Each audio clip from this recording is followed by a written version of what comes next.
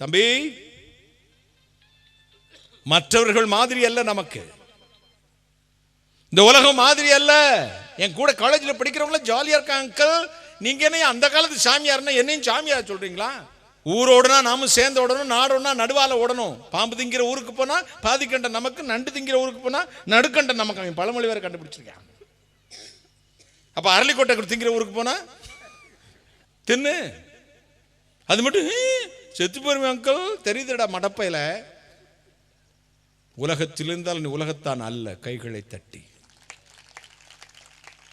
உனக்கு மாதிரி உன்னோடு படிக்கிறவன், SMS போடுறவன், சாட்டிங் போடுறவன், ஃபேஸ்புக், வாட்ஸ்அப்ல, ட்விட்டர்ல வர்றவன் இல்ல. அதுல யார் முகமே இல்லாதவனுக்கு ஃப்ரெண்ட்ஸ் ரிக்வெஸ்ட் கொடுப்பாங்க, அக்செப்ட் பண்ணுவாங்க. உன கருவிருந்து சுமந்து எடுத்தவரை ஃப்ரெண்ட் ரிக்வெஸ்ட் அனுப்பிட்டு காத்துட்டு இருக்காரு உன்னை அக்செப்டுக்காக. நீ அவரை கண்டுக்கிற மாட்டேங்கிற கேனப்பையில இன்னைக்கு அக்செப்ட் பண்ண. கைகளை தட்டு. உனக்காக ஒரு ரிக்வெஸ்ட் அனுப்பிச்சிருக்காரு. You are my friend. ஆக விரும்புறையா? அறிமுகமானவடா.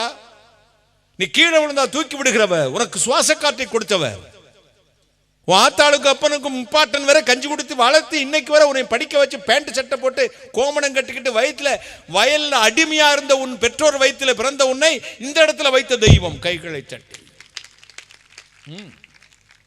அவர் ரிக்வெஸ்ட் கொடுத்தா அதை அசால்ட் பண்றாங்க.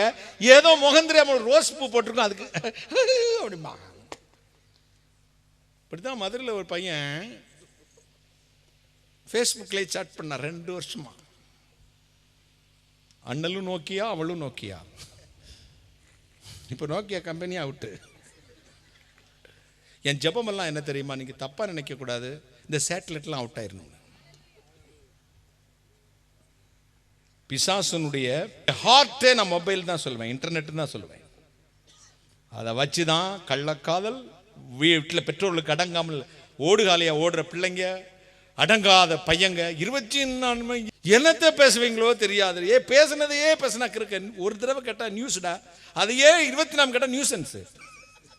எங்க அப்பா 24 அந்த சன் நியூஸை கேட்டுக்கிட்டே இருப்பாரு. நான் சொல்லுவேன், எப்ப இது நியூசன்ஸ் இல்லை?